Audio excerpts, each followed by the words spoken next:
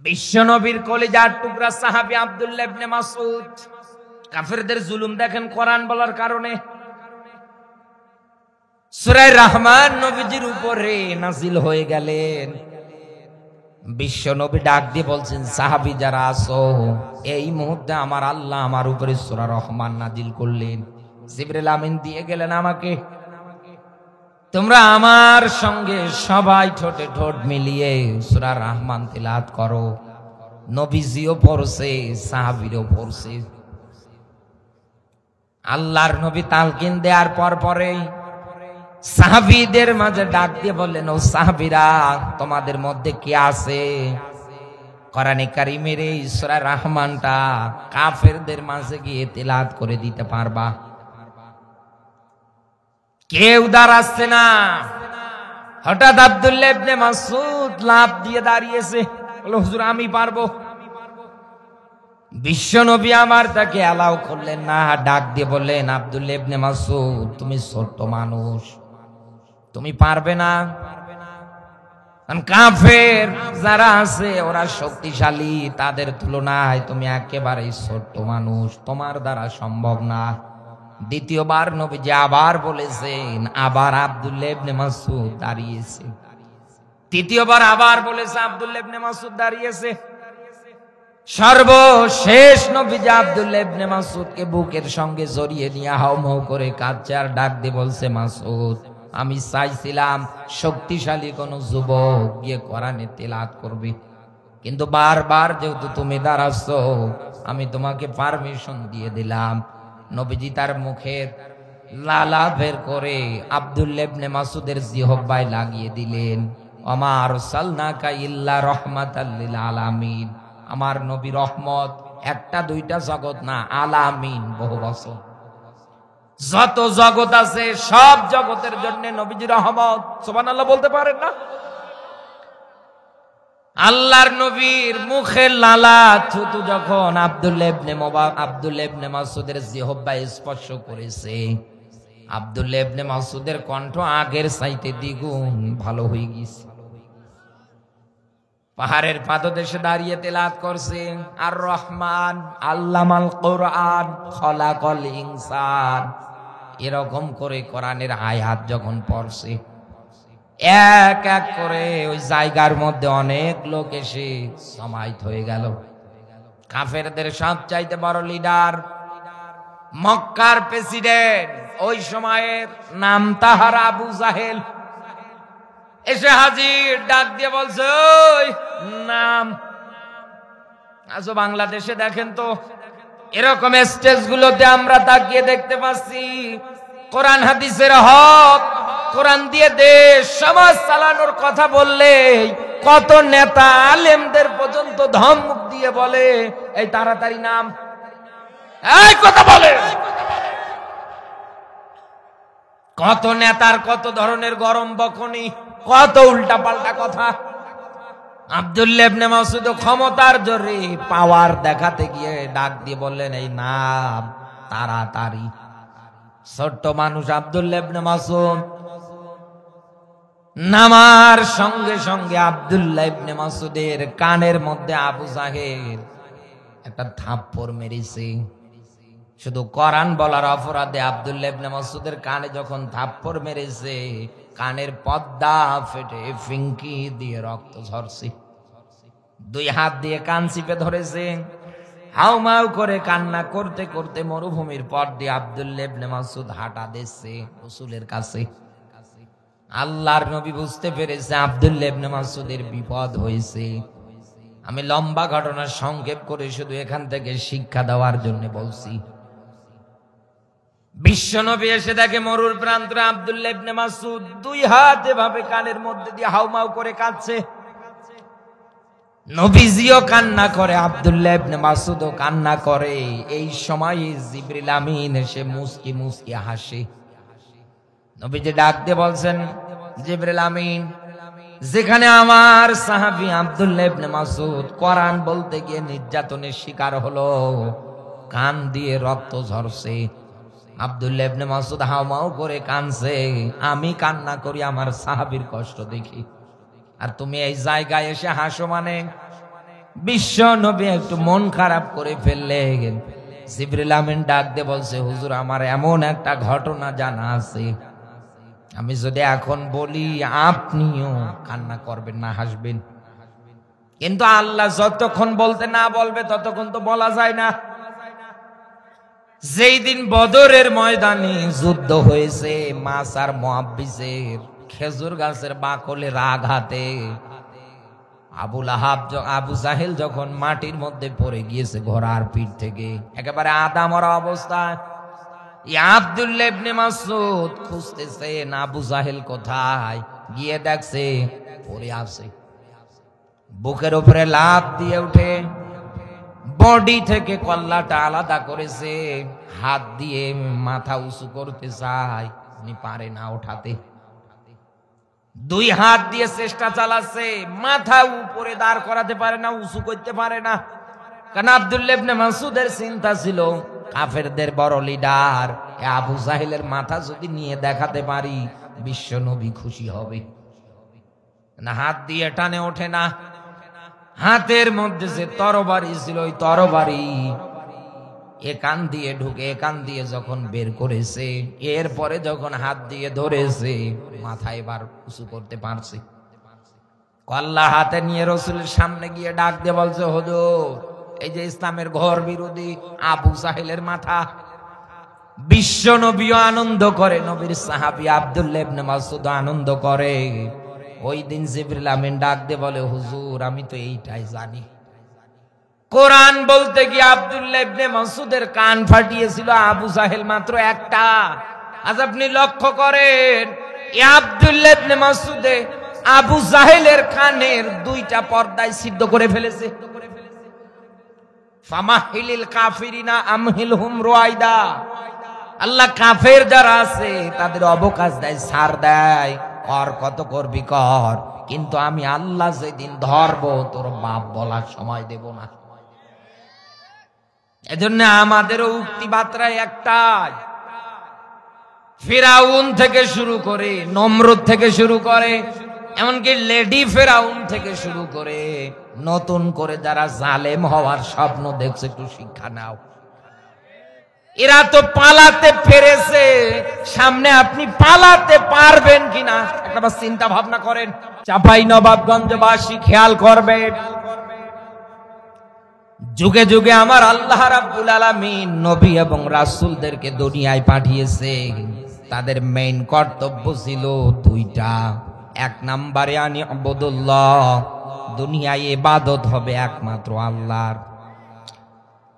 দুই নম্বরে নিষেধ, আল্লাহর পক্ষ থেকে বার্তা নবীরা পেয়েছিলেন, ওয়াজতানিবুত তাগুত, মানুষের তৈরি করা নিয়ম নীতি আইন কানুন যা আছে সবগুলো থেকে মানুষদের দূরে রাখা লাগবে। দূরে রেখে দুনিয়ার থেকে বিদায় করে দিয়ে এই জমিনে আল্লাহর আইনগুলো বাস্তবায়ন করা লাগবে। আমার বন্ধুরা, নবী মুহাম্মদুর রাসূলুল্লাহ সাল্লাল্লাহু আলাইহি ওয়াসাল্লামের পর থেকে শুরু করে আজ এই পর্যন্ত আপনি মিলিয়ে দেখেন বন্ধু, কোরআনের দাওয়াত, কোরআনের মেসেজ কিন্তু কম হচ্ছে না। একেবারে মসজিদের মেম্বার থেকে শুরু করে ওয়াজের প্যান্ডেল পর্যন্ত জাতির মাঝে সুন্দর করে কোরআন এবং হাদিসের আলোচনা সাপ্লাই দেওয়া হচ্ছে, ডেলিভারি দেওয়া হচ্ছে, কিন্তু মানুষগুলোর দিকে তাকালে দেখা যাচ্ছে মানুষগুলো দিন দিন আরো দূরে সরে যাচ্ছে। কথা বলেন না কেন? এইবার আমি আপনাকে বোঝানোর জন্য একটা আয়াতে কারিমা বলছি। আল্লাহ পাক বলেন, ইন্নাল্লাযীনা কাফারু সাওয়াউন আলাইহিম, বলেন আল্লাহু আকবার। আপনি আয়াতটা লিখে নিয়ে বাড়ি যাবেন। আমাদের আজকের এই আয়াত অনুসারে গবেষণা করে আমরা নতুন নতুন কিছু তথ্য এখান থেকে বের করব। একটু এদিকে মনোযোগ দেন। আমি এতগুলো কথা সেই শুরু থেকে নিয়ে পর্যন্ত বলেছি শুধু আয়াতটার দিকে আসার জন্য। ইন্না মানে নিশ্চয় আল্লাযী, অতঃপর যারা, কাফারু দুনিয়ায় যারা অস্বীকারী, মিথ্যা প্রতিপন্নকারী, ওয়াল্লাযীনা কাফারু ওয়া কাযযাবু বিআয়াতিনা, ওয়াল্লাযী অতঃপর যারা কাযযাবু অস্বীকার করে বিআয়াতিনা, এখানে আয়াত শব্দের শাব্দিক অর্থ চিহ্ন নিদর্শন। কথাকার আরো জোরে বলেন। আল্লাহ তাআলা বলেন দুনিয়ায় যারা কাফের, এই মানুষগুলোকে যতই হেদায়েতের পক্ষে, ঈমানের পক্ষে ভালো ভালো উপদেশ দিয়ে যতই ডাকা হোক না কেন, আল্লাহ পাক বলেন এই মানুষগুলো দুনিয়ায় ঈমান আনবে না। লা ইউমিনুন, এরা ঈমান আনবে না। কথাকার আরো জোরে বলেন।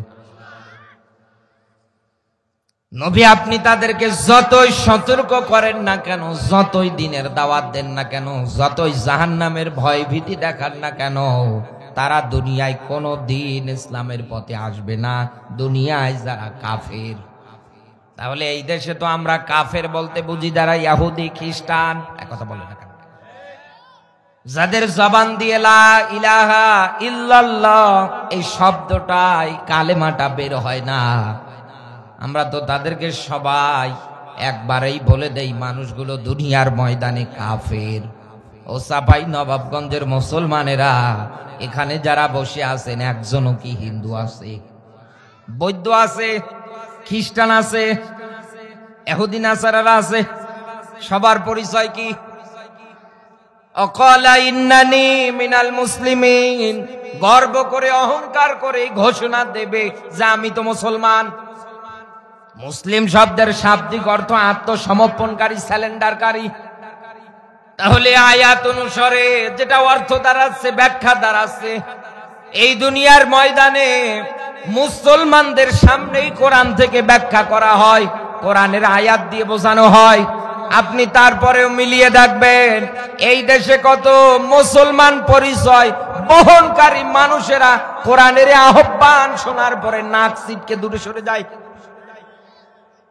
অস্বীকার করে, মানে না, মিথ্যা প্রতিপন্ন করে। যখন এই দেখে জীবন জিন্দেগির সঙ্গে কোরআনের এই ব্যাখ্যাগুলো মিলে যায়, সঙ্গে সঙ্গে ওই জায়গা থেকে উঠতে শুরু করে দেয়, নতুবা বাধা দেওয়ার জন্য তেরে আসে। কথা বলে না কেন? এটা তো কাফেরদের স্বভাব। যারা কাফের হবে এদের কোরআন দিয়ে ডাকলেই কি আর না ডাকলেই কি, সতর্ক করলেই কি আর না করলেই কি, দুইটাই তো সমান। তা আমি তো এই জায়গায় আবারও বলছি, কোন হিন্দুর মাঝে অ্যাডভার্টাইজ করার জন্য আসি নাই, এসেছি কোন বৌদ্ধর মাঝে, কোন খ্রিস্টানের মাঝে। তো এখানে যারা বসে আছি সবাই তো মুসলমান। এখান থেকে 1.5-2 কিলোমিটার দূরে আব্দুল্লাহ আলামিন ভাই এসেছে, ওনার সামনেও কি কোনো বৌদ্ধ খ্রিস্টান আছে? তো সবাই মুসলমান। যত আলেম ওলামারা দ্বীনের দাওয়াত দেয়, মেসেজ দেয়, উপস্থিত যারা থাকে সবাই তো পরিচয় দেয় আমরা মুসলমান।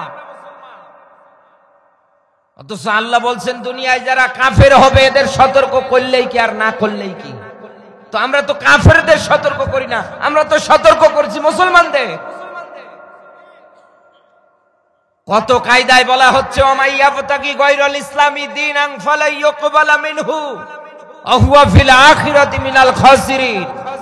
দুনিয়ায় ইসলাম বাদ দিয়ে, কোরআন বাদ দিয়ে কোন মানুষ যদি তার ব্যক্তি, পরিবার, সমাজনীতি, অর্থনীতি, রাজনীতি, পরিবার নীতি সবগুলো একাধারে চালায়, আল্লাহ বলেন একটাও আমি আল্লাহর কাছে গ্রহণযোগ্য না, আমি কোনটাই কবুল করি না। কারণ আমার কাছে গ্রহণযোগ্য মনোনীত একটা মাত্র জীবন ব্যবস্থা, তার নাম ইসলাম। ইন্নাদ দীনা ইনদাল্লাহিল ইসলাম। দিনের আগে আল্লাহ আলিফ লাম দিয়ে নির্দিষ্ট করে বুঝিয়েছে গ্রহণযোগ্য মনোনীত ধর্ম আমি আল্লাহর কাছে ইসলাম। আল ইয়াউমা আকমালতু লাকুম দীনাকুম ওয়া আতমামতু আলাইকুম।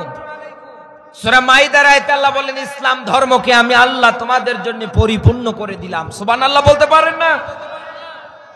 তো এখানে তো ইসলাম ধর্মের মানুষেরা বসে আছে, ন্যাশনাল আইডি কার্ডে, নিবন্ধনে সুন্দর করে মোহাম্মদ মুসাম্মদ দিয়ে লিপিবদ্ধ করা আছে নিজের নামটা। অথচ কোরআনে কারীমের বিসমিল্লাহর বা থেকে সূরা নাসের সিন পর্যন্ত আল্লাহ যে মেসেজ, যে ব্যাখ্যাগুলো দিয়েছে, এগুলো প্রতিষ্ঠার জন্য যখন ডাক দেবে, এই জায়গারই কত মুসলমানেরা ওয়াজ শেষ হলে পরে নাক ছিটকাবে আর বলবে, হ্যাঁ হুজুর আর ওয়াজ করতে পারলো না, শুধু রাজনীতি করো। এক কথা বলে না কেন?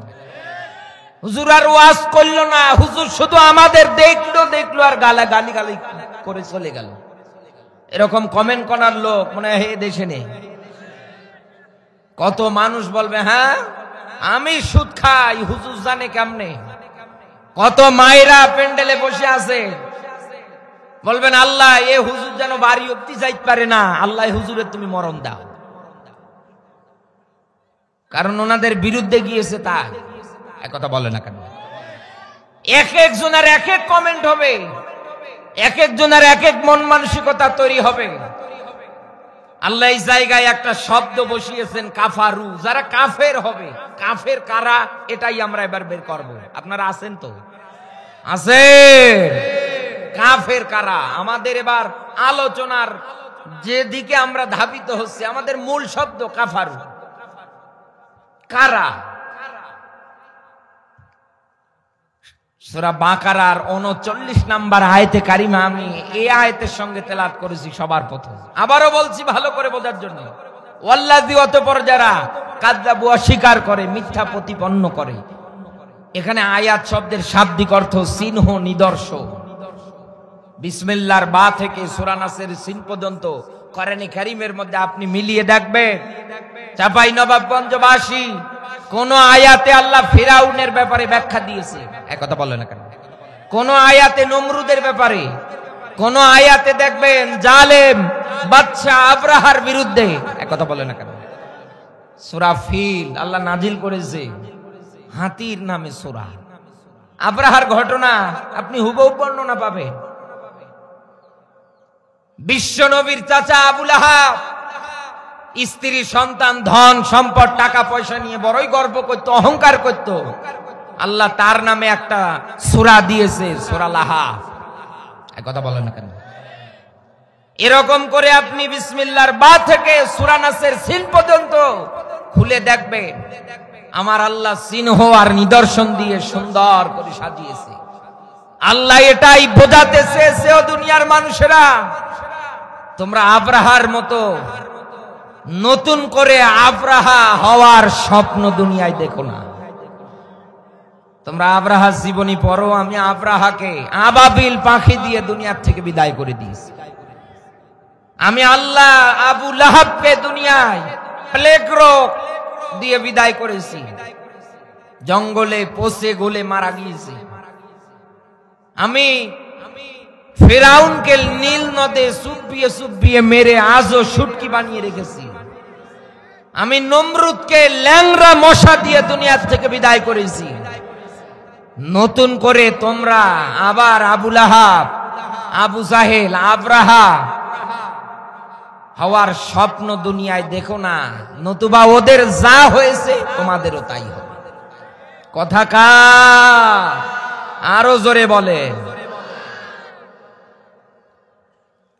তাহলে আমরা যেটা জানলাম এখান থেকে, যে এরকম করে আল্লাহ কোরআনে কারীমটা সাজিয়েছে উদাহরণ আর এক্সাম্পল দিয়ে। এই জিনিসগুলো জানার পরে, কান দিয়ে শোনার পরে, দুনিয়ায় যে মানুষগুলো অস্বীকার করবে, মানবে না, যে মানুষগুলো দেদারসে জীবন পার করবে, আল্লাহ পাক বলেন উলাইকা আসহাবুন নার। উলাইকা শব্দ ইসমে ইশারা। আমার যেমন হাতের আঙ্গুল আছে, আল্লাহরও কুদরতের আঙ্গুল আছে। আল্লাহ দেখাচ্ছে উলাইকা, এই মানুষগুলো কারা? দুনিয়ার ময়দানে যারা আল্লাহর চিহ্ন নিদর্শন পাওয়ার পরেও মানেনি, অস্বীকার করেছে, দেদারসে জীবনটা চালিয়েছে। আল্লাহ পাক বলেন এদের ঠিকানা, এদের বাসস্থান, এদের থাকার জায়গা আমি আল্লাহ নিজে নির্ধারণ করেছি জাহান্নাম। হুম ফিহা খালিদুন, তারা চিরকাল ওই জায়গার মধ্যে জ্বলবে। এ কথা কার? আরো জোরে বলে। লা ইয়ামুতু ফিহা ওয়া লা ইয়াহইয়া, না মরবে না বাঁচবে, মরার বাঁচার মধ্যবর্তী স্থানে থাকবে। চাঁপাইনবাবগঞ্জবাসী খেয়াল করবেন,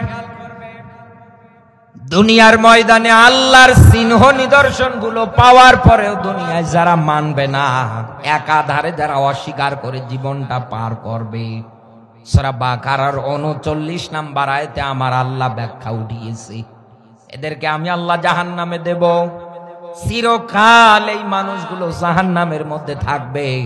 তাহলে এখানে আমরা কাফের যারা, তাদের কোয়ালিটি পেলাম নাম্বার 1, তারা আল্লাহর কোরআনের আয়াতগুলো অস্বীকার করবে, মানবে না। এতটুকুন শব্দ দিয়েই তো আর পরিপূর্ণভাবে কাফের চেনা যায় না, যায় নাকি? আরো জোরে বলেন। এবার আমরা আরেকটা পরিচিত আয়াতের সঙ্গে আবার নতুন করে সবাই পরিচিত হব। আল্লাহ পাক বলেন, ক্বালাল্লাযীনা কাফারু লা তাসমাউ লিহাযাল কুরআন। বলেন আল্লাহু আকবার।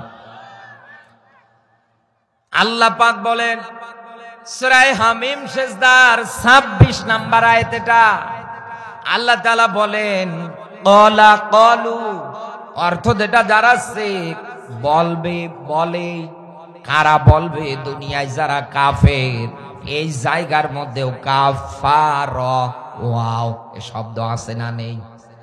আরো জোরে বলে। এর আগেরটাইও আছে, এটাতেও আছে। আল্লাহ তাআলা বলেন দুনিয়ায় যারা কাফের ওরা বলবে, কি বলবে? লা তাসমাউ লিহাযাল কুরআন, এ দুনিয়ার ময়দানে সব তারা শ্রবণ করতে দেবে, আল্লাহর কোরআন তারা দুনিয়ায় শ্রবণ করতে দেবে না। ওরা কোরআনের অনুষ্ঠান শ্রবণ তো দূরে থাক, কোরআনের অনুষ্ঠানের নাম শুনলেই পরে বন্ধ করে দেবে। একথা বলে না, ও জায়গায় গিয়ে মারামারি বাজাবে, হট্টগোল বাজাবে। কেন তারা এই কাজগুলো দুনিয়ায় একাধারে করবে? শেষের আয়াতের দিকে আল্লাহ নিজে ব্যাখ্যা দিয়েছে, লাআল্লাকুম তাগলিবুন। কাফেরদের চিন্তাধারায় এইটাই। নবী মুহাম্মদ সাল্লাল্লাহু আলাইহি ওয়াসাল্লামের দ্বীনের দাওয়াত যদি তোমরা বন্ধ করে দিতে পারো, তাহলে দুনিয়ায় তোমাদের ক্ষমতা, কর্তৃত্ব, নেতৃত্ব, তোমাদের শেয়ার গুলো টিকে যাবে। তোমরা আজীবন এই শেয়ারে টিকে থাকতে পারবা, তোমাদের নামানোর মতো আর কেউ থাকবে না। একথা বলে না।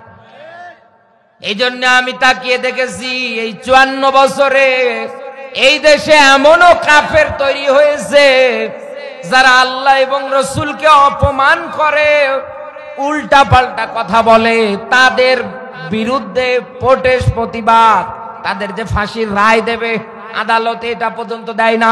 একথা বলে না। কিন্তু ওনার বাবার বিরুদ্ধে যদি আপনি কোনো কথা বলেন, আপনাকে সর্বোচ্চ আদালতে ফাঁসি দেবে। বিশ্ব নবীকে, আল্লাহকে নিয়ে উল্টা পাল্টা কথা বলছে কোন নাস্তিক, রাম আর বামেরা।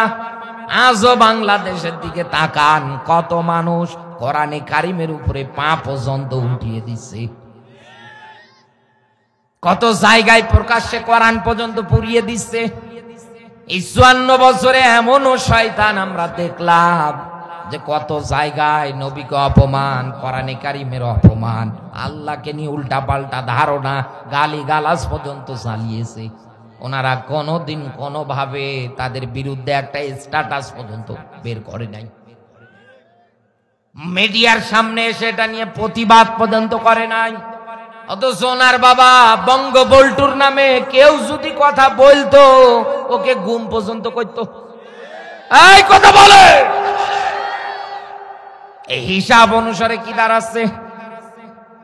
পৃথিবীতে আল্লাহ ও তার রসুলের কথাবার্তা, কোরআনের কথাবার্তা হক আকারে, সঠিক আকারে, নির্ভয়ে যারা প্রচার করতে গিয়েছিল, যারাই দুনিয়ায় আল্লাহর আইন, আল্লাহর নিয়ম নীতি প্রতিষ্ঠার জন্য চেষ্টা চালিয়েছিল, যুগে যুগে এরকম করে মিলিয়ে দেখেন, কাফের বেদারা, বেঈমান যারা, ওরা বাধা, ওরা প্রতিবাদ, ওরা প্রোটেস্ট করেছে, ওরা হট্টগোল বাজিয়েছে, মারামারি বাজিয়েছে।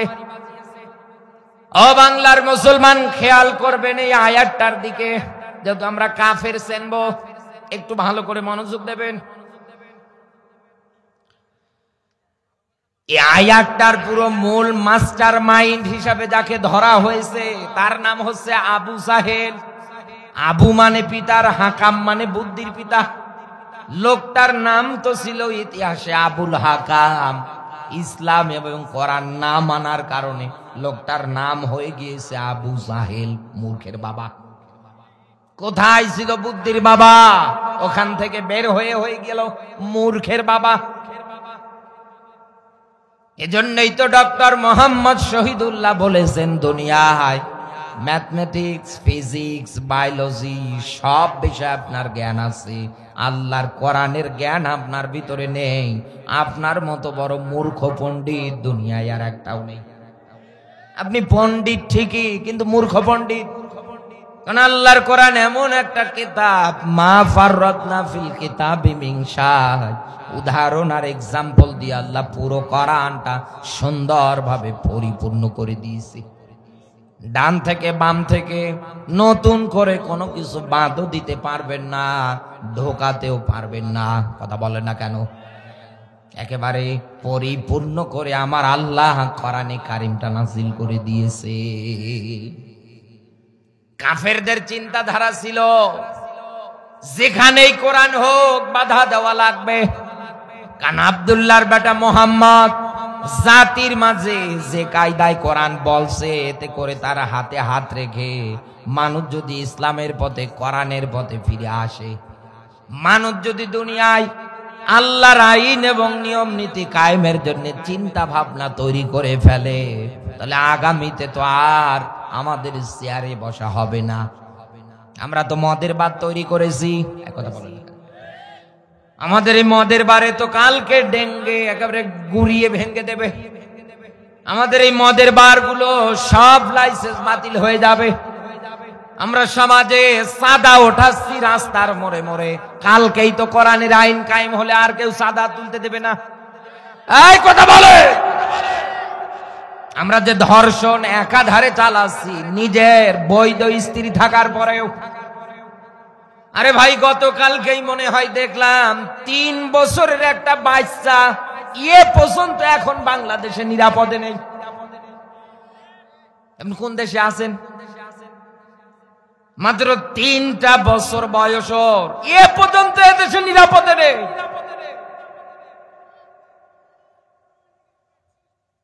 আল্লাহর আয়াত তো একেবারে অ্যান্টিবায়োটিক আয়াত, মিয়াতা জালদা।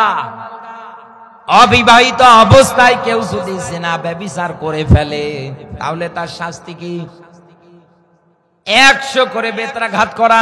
আর বিবাহিত অবস্থায় করলে সাক্ষ্য প্রমাণের ভিত্তিতে মাটির মধ্যে গর্ত খনন করে এরপরে পাথর নিক্ষেপ করে দুনিয়ার থেকে বিদায় করা। কথা বলে না কেন?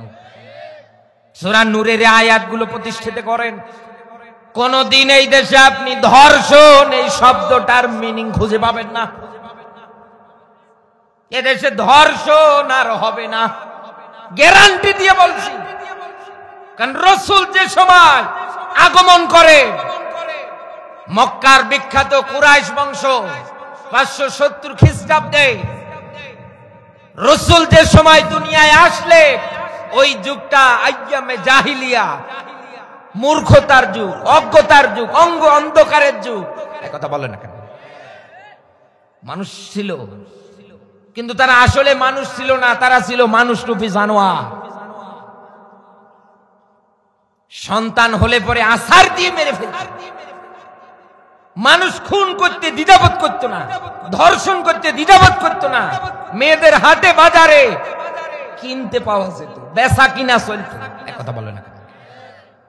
আল্লাহর রাসূল 40 থেকে 63 এই 23 বছর কোরআনে কারীম দিয়ে জাতির মাঝে যখন ধারাবাহিক ভাবে দাওয়াত দিয়েছে, একটা একটা করে আইন যখন প্রতিষ্ঠিত করেছে, রাসূল শেষ পর্যায়ে গিয়ে কোরআন হাতে নিয়ে বলতে পেরেছিলেন, খয়রুল কুরুনি করনি, আমাদের যুগটাই হচ্ছে সর্বশ্রেষ্ঠ যুগ। আমরাও তো এদেশে সবাই এক প্ল্যাটফর্মে এসে, এক কাতারে এসে, ঐক্যতার সারিবদ্ধতে দাঁড়িয়ে শপথ বাক্য পাঠ করতে পারি। আজকে না হয় অন্যের একটা 3 বছরের মেয়ে ধর্ষণের শিকার, আজকে না হয় অন্য একটা ফ্যামিলি সাদা দিতে না পেরে স্বামী আর স্ত্রীকে সন্তানকে গলা কেটে হত্যা করেছে, আগামীকালকে তো আমার বাচ্চাটাও ধর্ষণের শিকার হলেও হতে পারে। আমার ফ্যামিলিতেও সাদা নিতে এসে এরকম করে হত্যা করে মেরে ফেলতে পারে। আমরা যদি এক কাতারে এসে সবাই হাতে হাত রেখে ঐক্যতা অর্জন করে ময়দান থেকে শুরু করে সব জায়গায় হিংসা বিদ্বেষ ভুলে গিয়ে যদি দাঁড়াতে পারতাম, তাহলে এই দেশে কোনো দিন ইসলাম এবং কোরআনের শক্তি সাহস পেত না। কিন্তু আমরাই তো হয়ে গিয়েছি উল্টা পাল্টা, ঠিক এই আয়াতের মতো। এই বাংলাদেশে এতদিন আমরা দেখতাম কত মানুষের মাহফিলের এই পোস্টারের গুলোর মধ্যে শুধু নাম না থাকার কারণে পুরো মাহফিল আয়োজন বন্ধ করে দিত। আমার নাম দিলেন না, এ মাহফিল হবে না। অনুমতির দোহাই দিয়ে দিয়ে আমরা দেখতাম কত মানুষ বন্ধ পছন্দ করে দিত। এমনকি ওনাদের বিরুদ্ধে দুই একটা কথা গেলে এলাকাগুলোতে পর্যন্ত আসতে আর দিত না। তা বলে না কেন? তো আপনি আর আবু জাহেল তো ভাইরা ভাই মনে হচ্ছে, কারণ আবু জাহেলেরও কর্মসূচি এটাই ছিল, ওর মুখসিত বাণী এটাই ছিল, আল্লাকুম তাগলিবুন, সব চলু, কোরআন যেন না চলে। কেন? আব্দুল্লাহর বেটা মোহাম্মদ জাতিকে যদি মদ দিয়ে এরকম করে একটার পর একটা কোরআন হাদিসের মদের বিরুদ্ধে আইন পাশ করে দেয়, জেনা ব্যভিচারের বিরুদ্ধে যদি আইন পাশ করে দেয়, ওনার মুখসিত বাণী দিয়ে সব জায়গায় যদি সর্বক্ষেত্রে ব্যাখ্যা বিশ্লেষণ করে দেয়, তাহলে তো আগামীতে আর আমাদের চেয়ারগুলো টিকবে না। আমাদেরকে তো মানুষ গ্রহণযোগ্যতা বলে দাবি করবে না, বসতেই দেবে না চেয়ারে, দেখলেই তো জুতো উঠাবে। কথা বলে না, আমাদের তো তাড়িয়ে দেবে সব জায়গা থেকে। কোন জায়গায় গিয়েও তো আমরা কোনোভাবে সম্মান মর্যাদা পাবো না। মানুষ আমাদের দেখলেই তো উল্টা পাল্টা ধারণা করবে। এজন্য আমাদের জীবন যতদিন আছে সব চলুক, কোরআন যেন না চলে। ছোট্ট একটা ঘটনা বলছি। বিশ্বনবীর কলিজার টুকরা সাহাবী আব্দুল্লাহ ইবনে মাসউদ, কাফেরদের জুলুম দেখেন কোরআন বলার কারণে। সূরা রহমান নবীজির উপরে নাজিল হয়ে গেলেন। বিশ্বনবী ডাক দিয়ে বলছেন, সাহাবী যারা আছো, এই মুহূর্তে আমার আল্লাহ আমার উপরে সূরা রহমান নাজিল করলেন, জিবরিল আমিন দিয়ে গেলেন আমাকে, তোমরা আমার সঙ্গে সবাই ঠোঁটে ঠোঁট মিলিয়ে সূরা রহমান তিলাওয়াত করো। নবীজিও পড়ছে, সাহাবীরও পড়ছে। আল্লাহর নবী তালকিন দেওয়ার পর পরেই সাহাবীদের মাঝে ডাক দিয়ে বললেন, ও সাহাবীরা, তোমাদের মধ্যে কি আছে কোরআনে কারীমের এই সূরা রহমানটা কাফেরদের মাঝে গিয়ে তিলাওয়াত করে দিতে পারবা? কেউ দাঁড়াচ্ছে না। হঠাৎ আব্দুল্লাহ ইবনে মাসউদ লাফ দিয়ে দাঁড়িয়েছে, বলল, হুজুর আমি পারবো। বিশ্বনবী আমার তাকে অ্যালাউ করলেন না, ডাক দিয়ে বললেন, আব্দুল্লাহ ইবনে মাসউদ, তুমি ছোট্ট মানুষ, তুমি পারবে না। কারণ কাফের যারা আছে ওরা শক্তিশালী, তাদের তুলনায় তুমি একেবারেই ছোট্ট মানুষ, তোমার দ্বারা সম্ভব না। দ্বিতীয়বার নবীজি আবার বলেছেন, আবার আব্দুল্লাহ ইবনে মাসউদ দাঁড়িয়েছে। তৃতীয়বার আবার বলেছে, আব্দুল্লাহ ইবনে মাসউদ দাঁড়িয়েছে। সর্বশেষ নবীজি আব্দুল্লাহ ইবনে মাসউদকে বুকের সঙ্গে জড়িয়ে নিয়ে হাউমাউ করে কাঁদছে আর ডাক দিয়ে বলছে, মাসউদ, আমি চাইছিলাম শক্তিশালী কোন যুবক গিয়ে কোরআনে তিলাওয়াত করবে, কিন্তু বারবার যেহেতু তুমি দাঁড়াচ্ছ, আমি তোমাকে পারমিশন দিয়ে দিলাম। নবীজি তার মুখের লালা বের করে আব্দুল্লাহ ইবনে মাসউদের জিহ্বায় লাগিয়ে দিলেন, ওমা আরসালনাকা ইল্লা রাহমাতাল লিল আলামিন, আমার নবী রহমত, একটা দুইটা জগৎ না, আলামিন, বহু বছর। যত জগৎ আছে সব জগতের জন্য নবীজি রহমত। সুবহানাল্লাহ বলতে পারেন না? আল্লাহর নবীর মুখের লালা থুতু যখন আব্দুল্লাহ ইবনে মাসউদের জিহ্বায় স্পর্শ করেছে, আব্দুল্লাহ ইবনে মাসউদের কণ্ঠ আগের চাইতে দ্বিগুণ ভালো হয়ে গেছে। পাহাড়ের পাদদেশে দাঁড়িয়ে তেলাওয়াত করছে আর রহমান আল্লামাল কোরআন খলাকল ইনসান। এরকম করে কোরআনের আয়াত যখন পড়ছে, এক এক করে ওই জায়গার মধ্যে অনেক লোক এসে সমাহিত হয়ে গেল। কাফেরদের সবচাইতে বড় লিডার, মক্কার প্রেসিডেন্ট ওই সময়ের নাম তাহার আবু জাহেল, এসে হাজির, ডাক দিয়ে বলছে, ওই নাম। আজ বাংলাদেশে দেখেন তো এরকম স্টেজ গুলোতে আমরা তাকিয়ে দেখতে পাচ্ছি কোরআন হাদিসের হক, কোরআন দিয়ে দেশ সমাজ চালানোর কথা বললে কত নেতা আলেমদের পর্যন্ত ধমক দিয়ে বলে, এই তাড়াতাড়ি নাম, এই কথা বলে। কত নেতার কত ধরনের গরম বকনি, কত উল্টা পাল্টা কথা। আব্দুল্লাহ ইবনে মাসউদ ক্ষমতার জোরে পাওয়ার দেখাতে গিয়ে ডাক দিয়ে বললেন, এই নাম তাড়াতাড়ি। ছোট্ট মানুষ আব্দুল্লাহ ইবনে মাসউদ নামার সঙ্গে সঙ্গে আব্দুল্লাহ ইবনে মাসউদের কানের মধ্যে আবু জাহেল একটা থাপ্পড় মেরেছে। শুধু কোরআন বলার অপরাধে আব্দুল্লাহ ইবনে মাসউদের কানে যখন থাপ্পড় মেরেছে, কানের পর্দা ফেটে ফিঙ্কি দিয়ে রক্ত ঝরছে। দুই হাত দিয়ে কান চিপে ধরেছে, হাউমাউ করে কান্না করতে করতে মরুভূমির পথ দিয়ে আব্দুল্লাহ ইবনে মাসউদ হাঁটা দিচ্ছে রাসূলের কাছে। আল্লাহর নবী বুঝতে পেরেছে আব্দুল্লাহ ইবনে মাসউদের বিপদ হয়েছে। আমি লম্বা ঘটনা সংক্ষেপ করে শুধু এখান থেকে শিক্ষা দেওয়ার জন্য বলছি। বিশ্বনবী এসে দেখে মরুর প্রান্তরে আব্দুল্লাহ ইবনে মাসউদ দুই হাত এভাবে কানের মধ্যে দিয়ে হাউমাউ করে কাঁদছে। নবীজিও কান্না করে, আব্দুল্লাহ ইবনে মাসউদও কান্না করে। এই সময় জিবরিল আমিন এসে মুস্কি মুস্কি হাসে। নবীজি ডাক দিয়ে বলছেন, জিবরিল আমিন, যেখানে আমার সাহাবী আব্দুল্লাহ ইবনে মাসউদ কোরআন বলতে গিয়ে নির্যাতনের শিকার হলো, কান দিয়ে রক্ত ঝরছে, আব্দুল্লাহ ইবনে মাসউদ হাউমাউ করে কাঁদছে, আমি কান্না করি আমার সাহাবীর কষ্ট দেখি, আর তুমি এই জায়গায় এসে হাসো মানে? বিশ্ব নবী একটু মন খারাপ করে ফেললেন। জিবরিল আমিন ডাক দিয়ে বলছে, হুজুর, আমার এমন একটা ঘটনা জানা আছে, আমি যদি এখন বলি আপনিও কান্না করবেন না, হাসবেন, কিন্তু আল্লাহ যতক্ষণ বলতে না বলবে ততক্ষণ তো বলা যায় না। যেই দিন বদরের ময়দানে যুদ্ধ হয়েছে, মাসার মুআব্বিসের খেজুর গাছের বাকলের আঘাতে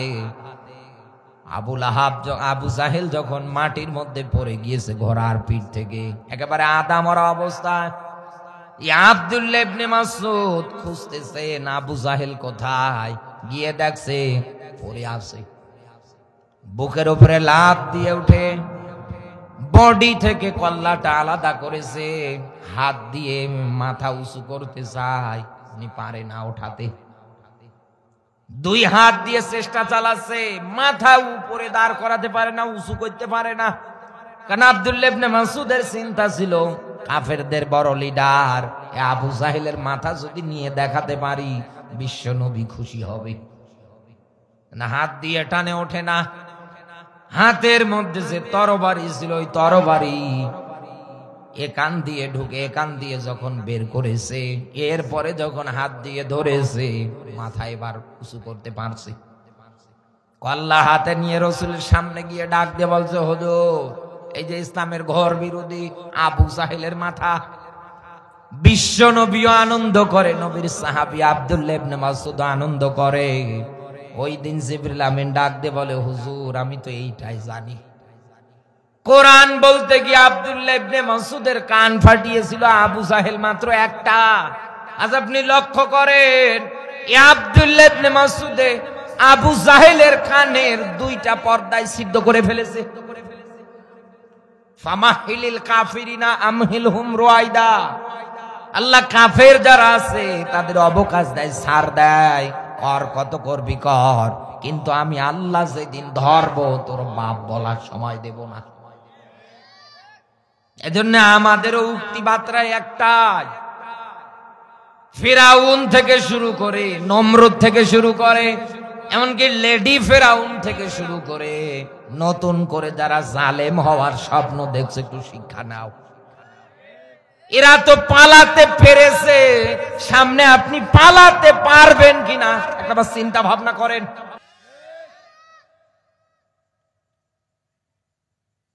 আবু জাহেল তো কোরআনে কারিমে বাধা দিয়েছিল, না বুঝে কথা বলেন, কারণ ও তো আর মুসলমান ছিল না আমাদের মতো, ও ছিল কাফের, ও কালেমাই পড়ে নাই। রাসূল যতবার গিয়ে দাওয়াত দিয়েছে ততবারই বলেছে ভাতিজা সময় হোক।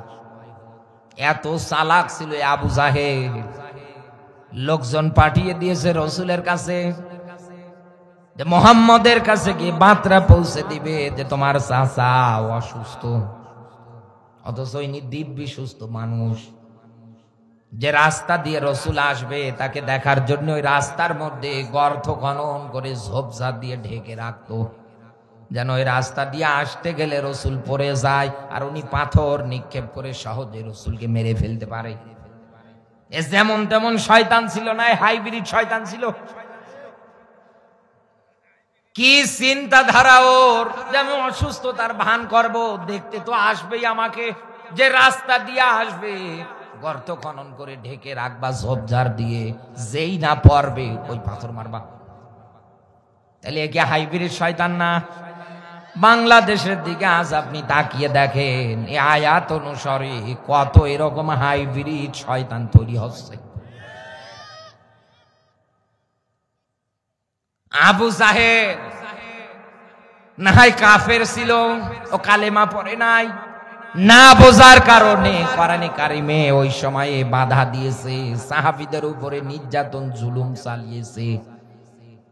আমার প্রশ্ন এখন চাপাই নবাবগঞ্জের মানুষদের কাছে, যেই লোকটার বাবা মুসলমান, দাদা মুসলমান, ওর বংশীয় গোত্রীয় 14 গোষ্ঠী মুসলমান, কোরআনে কারিমের আয়োজন হবে আপনাদের এলাকায়, 5ই আগস্টের আগে হ্যান্ডবিল নিয়ে গিয়েছিল, পোস্টার নিয়ে গিয়েছিল,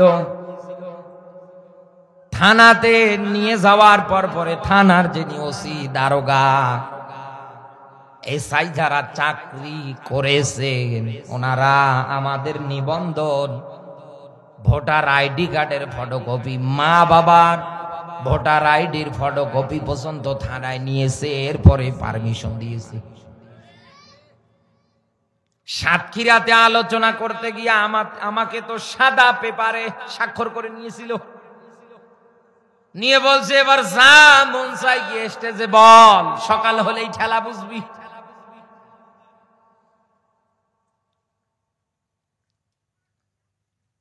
বাস্তবতায় আপনি মিলিয়ে দেখেন, শুধু আমার সঙ্গে না, এরকম অনেক আলোচনা আলোচকের সঙ্গে হয়েছে, কত জায়গাগুলোতে এরকম সব কমপ্লিট হওয়ার পরেও আলোচককে স্টেজে পর্যন্ত উঠতে দেয় নাই। যারা উঠতে দিল না অনুমতির দোহাই দিয়ে বন্ধ করে দেয়, যারা জামাত শিবির রাজাকার ট্যাগ লাগিয়ে এতদিনে কোরআনের অনুষ্ঠানগুলো বন্ধ করেছেন। আমি তো বলবো এই দুনিয়ার ময়দানে শিবির আর জামাত করতে বড় কলিজার দরকার হয়। পুঁটি মাছের আত্মা দিয়ে দুনিয়ায় কোনোদিন জামাত শিবির করা যায় না, কথা বলে না। জামাত শিবির ইসলামী আন্দোলন, ইসলাম প্রতিষ্ঠার আন্দোলন করতে গেলে কলিজার মধ্যে এক হাত সাহস রাখতে হয়, কারণ তারা জানে যখন তখন তার নামে ওয়ারেন্ট বের করে কারাগারেও নিতে পারে, ফাঁসির কাস্টেও নিয়ে যেতে পারে, মিথ্যা মামলা দিয়ে ঘর বাড়ি সারা পর্যন্ত করতে পারে, সর্বদিক দিয়ে তাদের উপরে একাধারে নির্যাতন পর্যন্ত চালাতে পারে। কারণ তারা এগুলোর সঙ্গে নতুন করে পরিচয় হচ্ছে না, যবে থেকেই তারা খাতায় নাম লিখিয়েছে তবে থেকে এগুলো শিকার হচ্ছে। ও বাংলার মুসলমান যারা আছেন, এতদিনে আপনি মিলিয়ে দেখেন অনুমতির দোহাই দিয়ে রাজাকার জঙ্গি জামাত শিবিরের ট্যাগ লাগিয়ে কত মাহফিল বন্ধ করেছে, কত কায়দায় মানুষদের উপরে একাধারে ওনারা নির্যাতনের স্টিম রোলার গুলো চালিয়েছে। ও বন্ধু, একটু খোঁজ নিয়ে দেখেন ওই ওসি, ওই এসআইএ যারা বাধা দিত, ক্ষমতার দাপটে নেতা হিসাবে যারা ছিল, একটাও কি হিন্দু ছিল, বৌদ্ধ ছিল, খ্রিস্টান ছিল, ইহুদি নাসারা ছিল? সবার তো পরিচয় ছিল মুসলমান।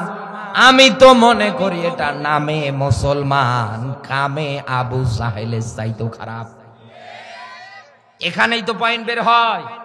আবু জাহেল যদি কোরআনে না বোঝার কারণে বাধা দিয়ে রসুলের সাহাবীদের উপরে জুলুম নির্যাতন করে কোরআন প্রতিষ্ঠার আন্দোলনে বাধা দিয়ে যদি কাফের হয়, এই বাংলাদেশে যারা মুসলমান পরিচয় দেওয়ার পরেও, বাবা মুসলমান, দাদা মুসলমান, 14 গোষ্ঠী মুসলমান থাকার পরেও কোরআনের অনুষ্ঠানে যারা বাধা দেয়, যারা বন্ধ করে দেয়, আবু জাহেল যা এটাও তা।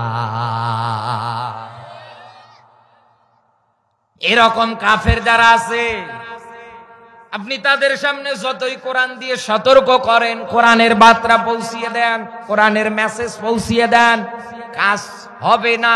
কথাকার আরো জোরে বলেন।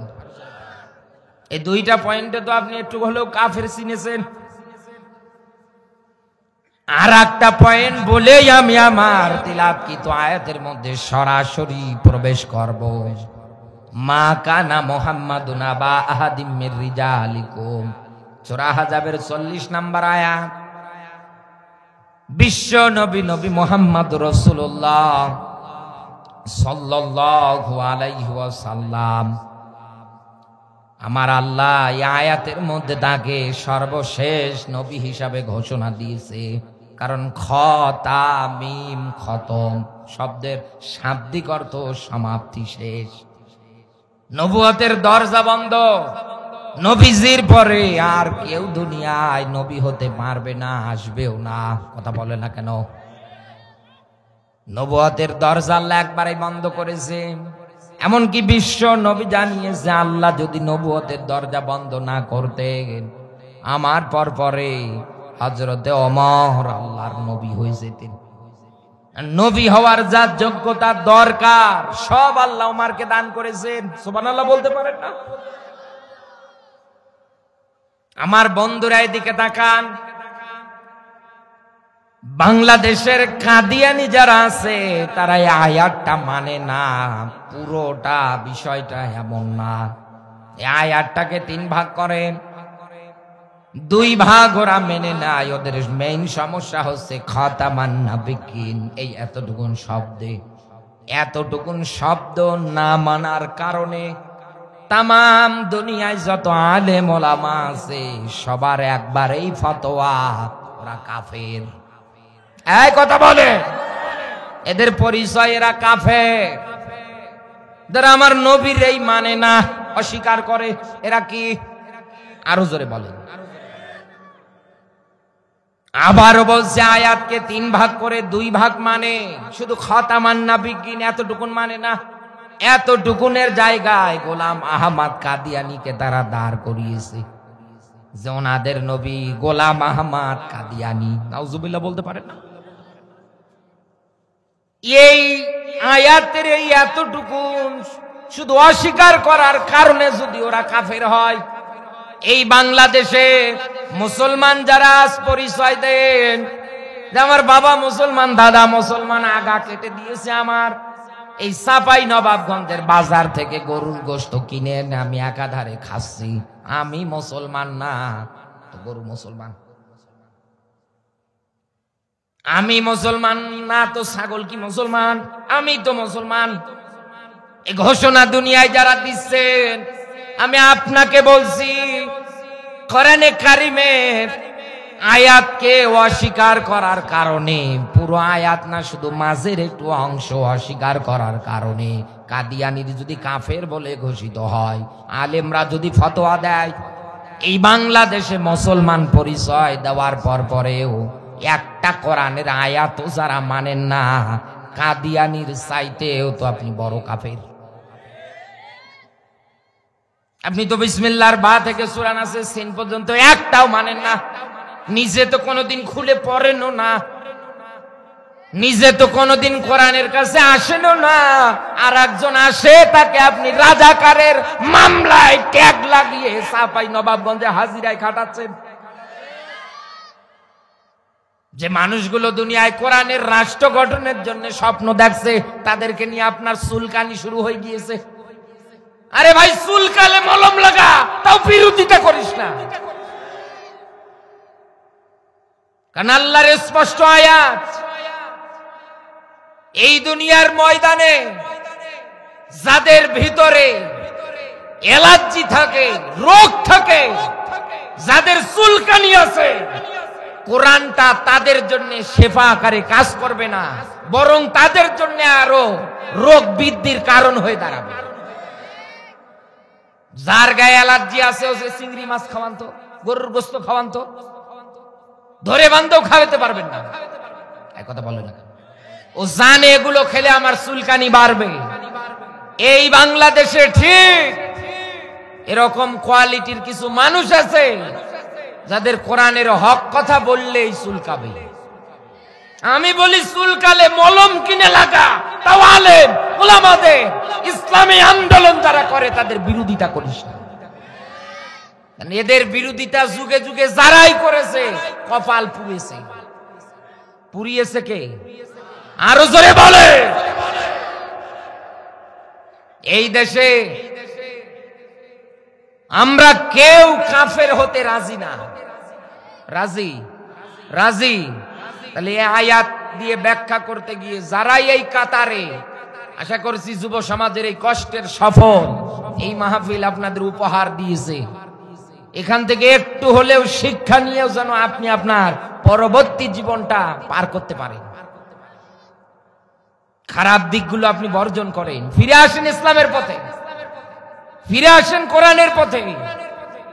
বাইহাকির তো স্পষ্ট হাদিস, যেই লোকটার অন্তঃকরণে শাহাদতের তামান্না আসে না, দিন কায়েমের আন্দোলনের চিন্তা ভাবনা আসে না, এই দিন কায়েমের মাধ্যমে অন্তরে শাহাদতের তামান্না আসে না, রাসূল বলেন ও যদি মারা যায় ও মুনাফিক হয়ে মরবে। ইন্নাল মুনাফিকিনা ফিদ দারকিল আসফালি মিনান নার, মুনাফিক হয়ে যারা মরবে ওদের ঠিকানা জাহান্নামের একেবারে নিচে। কথা কার? আরো জোরে বলে। জাহান্নামের উপরি ভাগ থেকে একটা পাথর যদি নিম্ন দেশের জন্য ফালিয়ে দেওয়া হয় 70 বছর কাল সময় লাগবে, আর ওই জায়গায় জায়গা হবে দুনিয়ায় যারা মুনাফিক ওদের। এজন্য বলছি আমি আপনাকে, অন্তত আপনি কোরআনের আয়াত অস্বীকার করবেন না, আপনি কোরআনের বিরোধিতা করবেন না।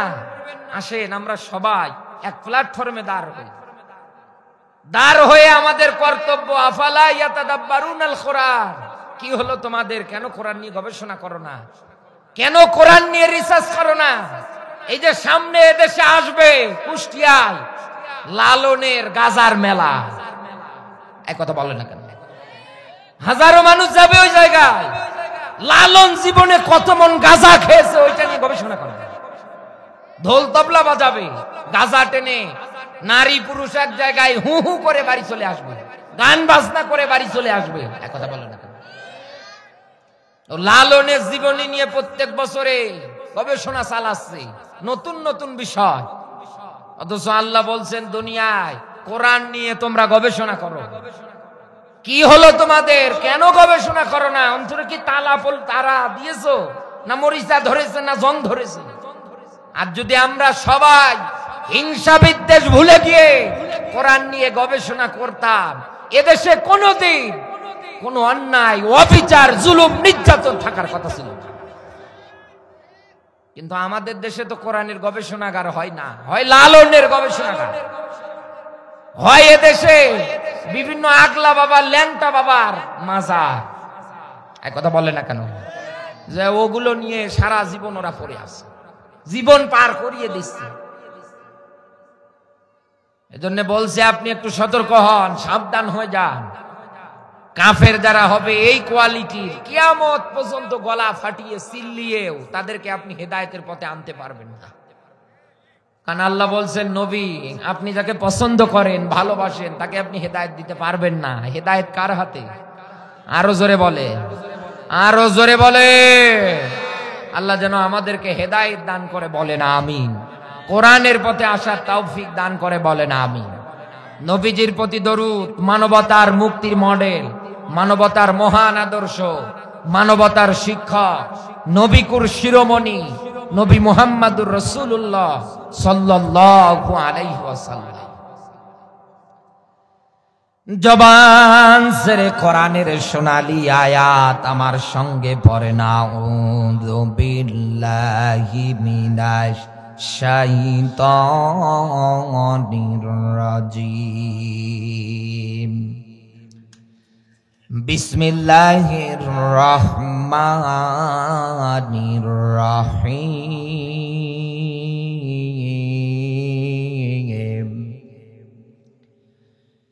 ইউরিদুনা লিইউতফিউ নূরাল্লাহি বিআফওয়াহিহিম। বলেন আল্লাহু আকবার। আগামীকাল কেউ যদি জিজ্ঞাসা করে কোন সূরা থেকে আলোচনা হয়েছে, আপনি বলবেন সূরা সফ, 61 নাম্বার সূরা, 28 নাম্বার পারার প্রথম নাম্বার রুকু, এটা পাবেন আপনি 8 নাম্বার আয়াত। এখানে আলেম যারা আছে জিজ্ঞাসা করে দেখেন, সব শব্দের অর্থ দলবদ্ধ, কাতারবদ্ধ, সারিবদ্ধ। সাফান কান্নাহুম বুনিয়ানুম মারসুস। এই সূরার 4 নাম্বার আয়াতের অংশ থেকে সূরাটার নামকরণ করা হয় সূরা সফ, যার অর্থ দাঁড়াচ্ছে, আবারও বলছি, দলবদ্ধ, কাতারবদ্ধ, সারিবদ্ধ। এই 96% মুসলমানের দেশে সর্বক্ষেত্রে মুসলমানদের ভিতরে যদি ঐক্য বলে এই জিনিসটা, আমরা এখন আমাদের দেশে সবচাইতে বেশি গুরুত্ব ঐক্যতা। এটা যদি থাকতো, জীবনে যদি ধারণ করতে পারতাম, কোনদিন কোন রাম আর বাম এদের চালানোর স্বপ্ন দেখতো না। আমরা আগামীতে সবাই বলতে পারতাম যে কোরআনের রাষ্ট্র আমরা গঠন করব, একথা বলে না। কিন্তু আমার দেশে আমি যেটা তাকিয়ে দেখতে পাচ্ছি, এই দেশে যখন এই কোরআন দিয়ে দেশ গঠনের স্বপ্ন আপনি দেখছেন, কোরআন দিয়ে সংসদ চালানোর স্বপ্ন আপনি দেখছেন, আপনি হয়তো মনে মনে ভাবছেন টুপিওয়ালারা আজকে না হয় উল্টা পাল্টা করছে, 2 দিন পরে ঐক্যতার কাতারে আসবে। আজকে না হয় আমাদের বিরুদ্ধে, কালকে না কালকে আমাদের দিকে আসতেও পারে। মনের মধ্যে এটাই কনফিডেন্স, উনিও টুপিওয়ালা, আমিও টুপিওয়ালা, ওনারও দাঁড়িয়ে আমারও দাঁড়িয়ে, কথা বলে না কেন? কিন্তু দিন যত যাচ্ছে তত আমরা তাকিয়ে দেখতে পাচ্ছি, সবচাইতে বেশি এই দেশে ইসলামের ক্ষতি করছে ঐক্যতা না অর্জন করে, আরো দুশ্মনী করছে এই টুপিওয়ালারা। এই কথা বলে ওনারা আবার বলছে যে এনাদের ভোট দেওয়া যাবে না, ইসলামী দলই না, আরো কত ধরনের কথাবার্তা বলছে। গোপনে গোপনে আপনি তাকিয়ে দেখেন, ঠিকই বাতিলদের পাশ হেঁটে এমপি প্রার্থী নমিনি ঘোষণা প্রাপ্ত হচ্ছে। লজ্জা লাগে না আপনার? আপনার একটা বারের জন্যও কি লজ্জা লাগে না? হেফাজতের একজন আছেন, খতিবে বাঙ্গাল, কথা বলে না, লাঠি হাতে নিয়ে, লাঠি হুজুর, বিশাল বড় বক্তৃতা। সেই সময় বলতো যে আসলে পরে লাঠি দিয়ে পিটিয়ে সোজা করব। আমার বন্ধুরা, জমিয়তের কিছু আছে, এনারা তো আরো বেশি সমস্যা পাকাচ্ছে একাধারে। আপনি আমার কথায় রাগ করেন আর মন খারাপ করেন, যাই করেন না কেন, আপনিও মুসলমান, আমিও মুসলমান, সব ফাং আয়াতকে অস্বীকার করতে পারবেন?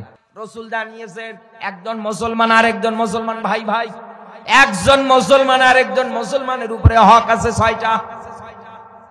আপনি করেনটা কি? আপনি বলেন এটা ইসলামী দলই না, আপনি বলেন এটা ভোট দেওয়া যাবে না, তা আপনার এই দাড়ি আপনার মাথার পাগড়ি টুপি, আপনি কোন জালেমদের দিকে তাকিয়ে ব্যবহার করছেন আমাকে বলেন? কাদের পিছনে আপনি সময় ব্যয় করছেন? এদেশের নেক্সট প্রজন্ম, নেক্সট যুব সমাজ তৈরি হবে আর বলবে 5ই আগস্টের পরে ইসলাম কায়েম হওয়া একটা স্বপ্ন আমরা দেখেছিলাম। এদেশের মানুষ একটা স্বপ্নের জাল বুনেছিল, কিন্তু কিছু মুরব্বীদের কারণে এদেশে ইসলাম আসে না। এই আফসোসটা করবে যদি পিছিয়ে যায়। ও বন্ধুরা, আল্লাহ তাআলা এই আয়াতের মধ্যে গুরুত্বপূর্ণ মেসেজ দিয়েছে, আর আমি সূরাটার নামকরণ থেকে এটাই শিক্ষা দিলাম, আমরা ঐক্যতার প্ল্যাটফর্মে আসতে চাই, হিংসা বিদ্বেষ ভুলে গিয়ে এক কাতারে দাঁড়াতে চাই। আল্লাহ যেন আমাদের চাওয়া পাওয়া কবুল করে নেয়, বলেন আমিন। আরো জোরে বলেন আমিন। আজ আমরা দেখতে পাচ্ছি এদেশে জালেমে জালেমে যতটুকু মিল মোহাব্বত আছে, একজন জালেম আর একজন জালেমের কি বন্ধু না? এক কথা বলে না কেন? চীনের বন্ধুকে আমেরিকা, আমেরিকার বন্ধুকে ভারত, ভারতের বন্ধুকে ইসরায়েল। এক কথা বলে না কেন? তো জালেমে জালেমে বন্ধু হচ্ছে, অথচ আলেমে আলেমে এদেশে আজ বিভেদের কারখানা বেঁধে যাচ্ছে। এক আলেম আরেক আলেমের বিরুদ্ধে, এক হুজুর আরেক হুজুরের বিরুদ্ধে, এক হুজুর আরেক হুজুরের বিরুদ্ধে ফতোয়া। মুফতি আমির হামজা ভাইয়ের কে নিয়ে এই এক সপ্তাহের মধ্যে যে পরিমাণ না ট্রোল করা হয়েছে, অন্য কাউকে নিয়ে করা হয়েছে কিনা আমার বুঝে আসে না। আমার এই চোখে আমি দেখি না। একেবারে তাকে গাঁজাখোর পর্যন্ত বলেছে এই আব্দুল রহিম আর মাদানি। এক কথা বলে না কেন? বলছে যেখানে পাবেন ওই জায়গায় 100 জুতা পেটা করবে। এটি কি একটা আলেমের ভাষা?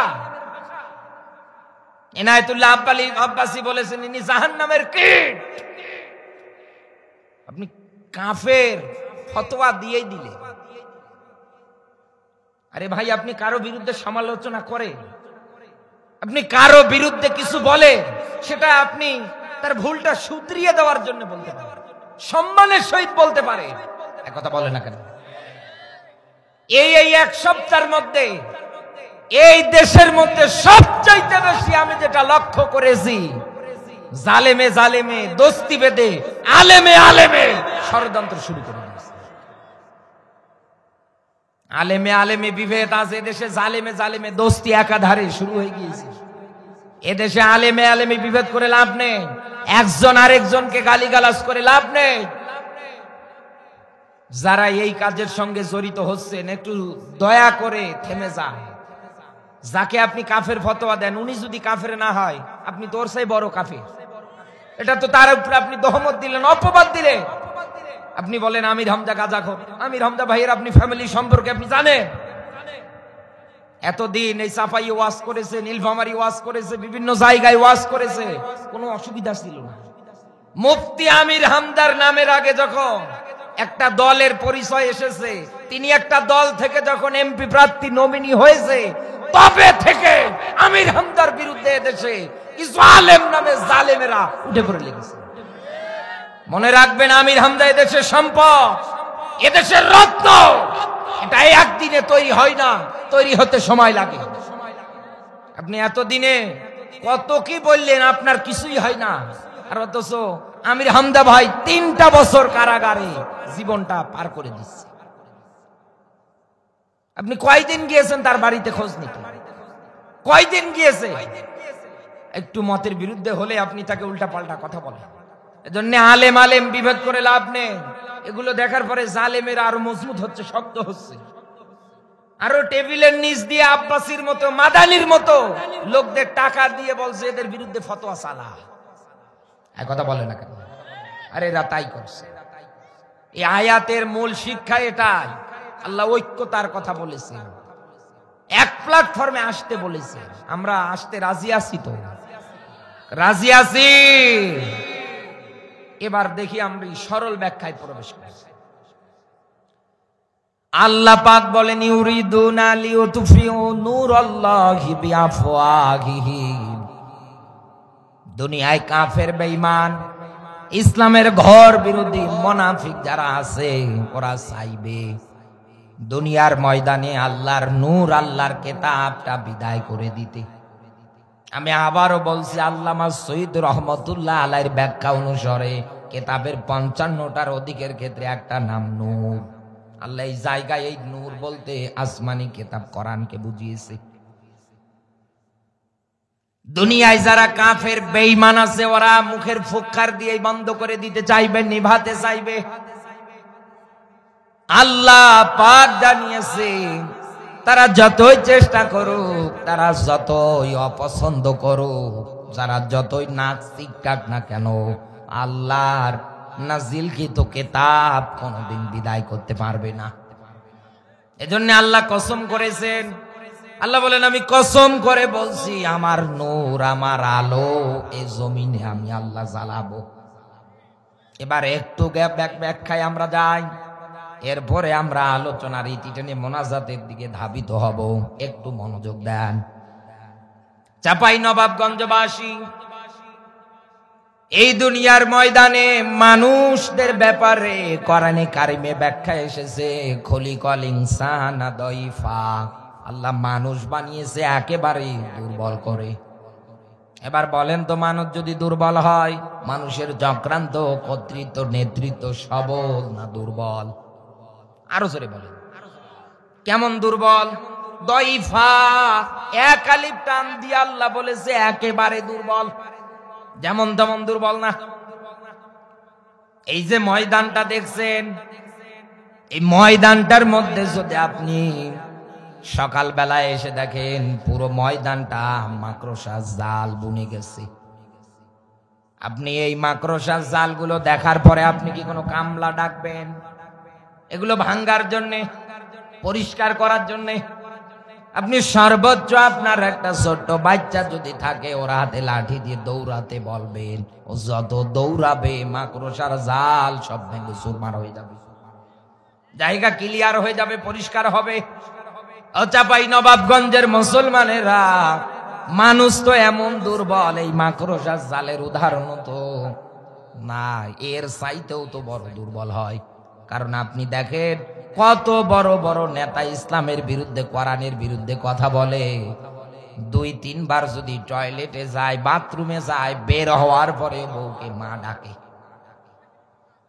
ও ছেলে ডাক দিয়ে বলে, ওগো বাবা, তোমার মা না মরে গিয়েছে আজ 3 বছর আগে, তুমি আমার মাকে মা বললে মানে? ও তো তোমার বউ হয়। বলছো ওরে চুপ কর, হাগা হলে পরে এরকম হয়। আপনি চিন্তা ভাবনা করেন তো, মাত্র 3 বার 7 বার 10 বার 12 বার বাথরুমে যাওয়ার পর পরে বউকে আপনি মা ডাকেন। আপনি বউকে মা বলে ডাকছেন, আপনার জবান দিয়ে আপনি উল্টা পাল্টা কথা বলছেন, তাও সন্তানের সামনে। সেই মানুষ কি কোনো দিন আল্লাহর কোরআন বিদায় করতে পারবে? আল্লাহ বলেন কোরআন নাজিল করেছি আমি, হেফাজতের দায়িত্ব নিয়েছি আমি। পৃথিবীতে তো কোনো দিন কারো পক্ষে কোরআনটাকে নেবানো সম্ভব না, বিদায় করা সম্ভব না। যতই পুড়িয়ে দেখ না কেন, যতই জ্বালিয়ে দিক না কেন, যতই কিছু করুক না কেন, আল্লাহর কোরআন আছে, থাকবে, কেউ বিদায় করতে পারবে? তাহলে আল্লাহ জায়গায় কেন এই ব্যাখ্যা দিলেন যে কাফের বেঈমান যারা আছে ওরা চাইবে মুখের ফুৎকার দিয়ে আল্লাহর নূর, কিতাব, কোরআনকে বিদায় করতে? আল্লাহ মনে হয় খেলা করার জন্য দিয়েছে? এখানে গবেষণা করার মতো বিষয় আছে। পৃথিবীতে কোনো মানুষ যদি কোরআন নিয়ে 1টা ঘন্টা গবেষণায় কাটাতে পারে, 60 থেকে 70 বছর বেঁচে থাকবার মতো নফল ইবাদতের সওয়াব আল্লাহ আমলনামায় দিয়ে দেয়। দেখি তো আমরা কয়েক মিনিটে গবেষণা করি, মানুষদের ব্যাপারে দুর্বলতার ব্যাখ্যা আমরা পেয়েছি, কিন্তু প্যান্ডেলে যে মায়েরা বসে আছে তাদের ব্যাপারে সূরা ইউসুফের 28 নম্বর আয়াত অত্যন্ত চমৎকার এবং ভয়ঙ্কর তথ্য। আল্লাহ পাক বলেন ইন্না কাইদা কুন্না আযীম, মেয়েদের চক্রান্ত যেমন তেমন না, একেবারে ভয়ঙ্কর। এ কথা কার? আরো জোরে বলেন। আজ দেখেন তো ওই চক্রান্তে ফেসে যাচ্ছে আমাদের আবু তোহা আদনান। বেচারা 2টা বিয়ে করার পরে হঠাৎ এখন সারা দেশের মানুষ জানতেছে আবু তোহা আদনান বিমান বালার প্রেমে নাকি মজেছে।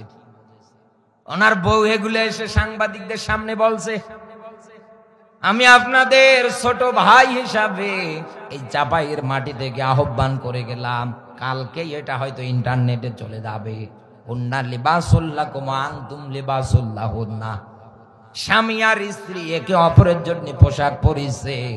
যতই ঝগড়াঝাটি হোক না কেন, যতই কথা কাটাকাটি হোক না কেন, যতই যা কিছু হোক না কেন, এগুলো মিডিয়ার সামনে এসে বললেন না। আবু তোহা আদনান ভাইয়ের পরিচয় সে দিন শেষে একজন আলেম। কথা বললো না কেন? তার স্ত্রীকে বলছি আপনি অন্তত এই অপবাদগুলো দেওয়া বন্ধ করেন, 2 জনে মিটমাট করে নেন, জাতির লোকদের কাছে নিজের ঝগড়া শোনাতে আসিয়েন না। আপনারা তো শিক্ষিত মানুষ, আলেম মানুষ, আপনাদের দেখে আরো 10টা পরিবার শিখবে। কথা বলেন। আর আপনারা কি করলেন? মিডিয়ায় এসে প্রচার করে দিয়েছেন আমার স্বামী ওই করেছে এই করেছে। আপনার এটা দেখার পরে তো এই চাপাইয়ের মেয়েরা আরো সাহস পেয়েছে, স্বামী উল্টা পাল্টা করলে আমরাও সংবাদ সম্মেলন করে বলে দেব। আপনি শিখালেন কি?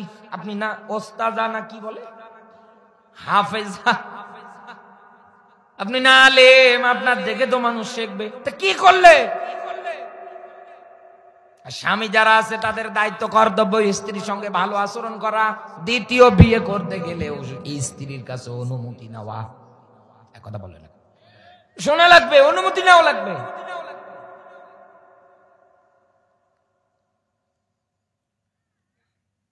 এই জন্য আমি আপনাকে বলছি মেয়েদের চক্রান্ত যেমন তেমন না। আল্লাহ আযীম শব্দ দিয়েছে, এর উপরে আর শব্দ হয় না। এই মেয়ের চক্রান্তে যুগে যুগে যারাই পড়ে গিয়েছে আপনি মিলিয়ে দেখেন তারা ধ্বংস হয়েছে, নিঃস্ব হয়েছে। একটা পরিবারে একটা মেয়ের চক্রান্ত যদি হয়, আপনি মিলিয়ে দেখেন ওই পরিবারে ভাই ভাইয়ের কোনো সম্পর্ক নেই, মা বাবা না খেয়ে মরছে, আর সন্তানের দিকে ভাত অপচয় করছে দিনে। ভাই বোনের সম্পর্কটা পর্যন্ত একাধারে নষ্ট হওয়ার পিছনে আপনি তাকিয়ে দেখেন একটা মেয়ে মানুষই যথেষ্ট। ও চাপাই নবাবগঞ্জের মুসলমানেরা একটা মেয়ের সংক্রান্ত পরিবারের মধ্যে যদি এত পরিমাণে প্রভাব ফেলতে পারে, ওই মেয়েদেরকে যদি সমাজ চালানোর ক্ষেত্রে, দেশ চালানোর ক্ষেত্রে দায়িত্ব দেওয়া হয়, এ দেশে তো ঘরে ঘরে আগুন জ্বলবে। এই কথা বলে। আর এই দেশে আমরা একেবারে দেখলাম টাটকা বিষয়, নিজ চোখে দেখা। এতদিন তো পড়েছিলাম, শুনেছিলাম বড়দের মুখে যে মেয়েরা আগুন জ্বালাতে পারে, নিভাতে পারে না। তার বাস্তব প্রতিফলন তো আমরা দেখেছি। ছাত্ররা যখন আন্দোলনের ডাক দিলেন, তাদের দাবি দাবা ছিল, এই দাবিগুলো যদি সে মেনে নিত তাহলে নামাইতে আর কেউ পারত না। একথা বলে না কেন? উনি এই দাবিগুলো না মেনে রাজশাহী বিশ্ববিদ্যালয় থেকে শুরু করে ঢাকা বিশ্ববিদ্যালয় থেকে শুরু করে সব স্কুল কলেজের ছাত্ররা যখন রাস্তায় বের হয়েছে, স্লোগান দিচ্ছে তুমি কে আমি কে, রাজাকার রাজাকার।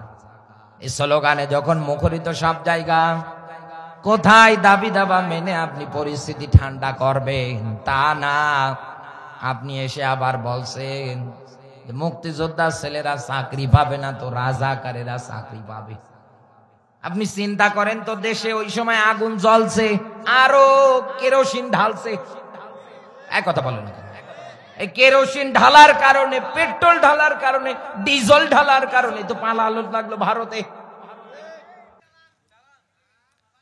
পৃথিবীতে দেখবেন ফায়ার সার্ভিসে, মসজিদের ইমামতিতে, আর কোথায় ফায়ার সার্ভিসে, মসজিদের ইমামতিতে আর একটা জায়গা আছে, এই জায়গা গুলোতে আপনি মেয়ে নেতৃত্ব দেখতে পারবেন না। কথা বলে না কেন? কারণ গভর্নমেন্ট জানে ফায়ার সার্ভিসের চাকরিতে মেয়েদের নিয়োগ দিলে ওনারা আগুন জ্বালাতে পারে, নেভাতে পারে না। এই বেটিও আগুন জ্বালিয়েছে আর নেভাতে পারেনি, শেষে পালিয়ে গেছে।